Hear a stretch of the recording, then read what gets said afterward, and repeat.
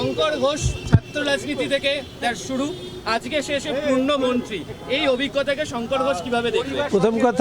প্রথম কথা হচ্ছে মন্ত্রিত্বের জন্য আমরা তো রাজনীতি করি না, রাজনীতি ভালোবেসে করি, ফলে সেটা কোনো ধাপে হয়তো একটা মন্ত্রী হয়েছি, পূর্ণমন্ত্রী হয়েছি।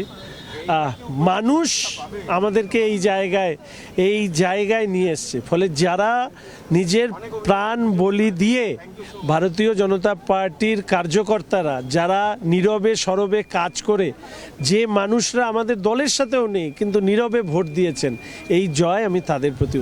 গত কয়েক বছর ধরে যারা উত্তরবঙ্গ নিয়ে সব থেকে বেশি সরব হয়েছিল বিধানসভায়, তার মধ্যে প্রথম সারিতে নাম শঙ্কর ঘোষ ছিল। আজকে 10 জন উত্তরবঙ্গ থেকে মন্ত্রী। এ ব্যাপারে কিছু বলবো না, যেখানে জন্মেছে, যে মাটিতে জন্মেছে সেই মাটির প্রতি তো কিছু কৃতজ্ঞতা থাকেই, ফলে বলেছি। কিন্তু এটা বাড়তি কোনো কৃতিত্বের বিষয় নয়। উত্তরবঙ্গের মানুষ ভারতীয় জনতা পার্টিকে বারবার তারা ঝুলি উজাড় করে ভোট দিয়েছে। শুধু অংশীদারত্বে নয়, কাজেই আমাদেরকে প্রমাণ করে দিতে হবে যে আমরা ভারতীয় জনতা পার্টির উত্তরবঙ্গের জনপ্রতিনিধিরা আসলে উত্তরবঙ্গে একটা নতুন সূর্য, যেটার জন্য মানুষ অপেক্ষা করছিল, সেটা নিয়ে আসতে। আপনি বারবার উত্তরবঙ্গের প্রকৃতি রক্ষার আহ্বান করতেন, এমনকি বিধানসভাতে এ নিয়ে আপনি একাধিক প্রশ্নে জেরবার করে দিতেন।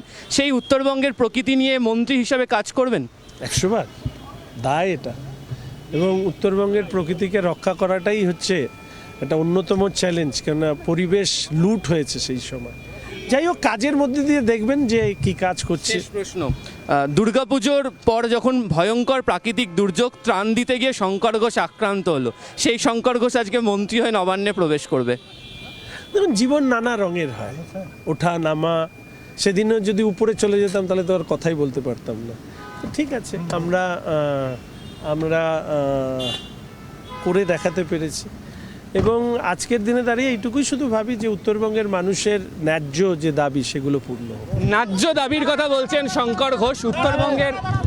উত্তরবঙ্গের বিজেপির কয়েক বছরের মুখ বলতে তিনি অন্যতম ছিলেন। পূর্ণাঙ্গ মন্ত্রিসভাতে তিনি যাচ্ছেন পূর্ণমন্ত্রী হিসেবেই। ছাত্র রাজনীতি থেকে তার উত্থান, তবে তিনি উত্তরবঙ্গের মানুষ হিসাবে প্রথমেই প্রকৃতির জন্য কাজ করতে চান। ক্যামেরা রাজীব সিংয়ের সাথে আবির ঘোষাল, নিউজ 18 বাংলা।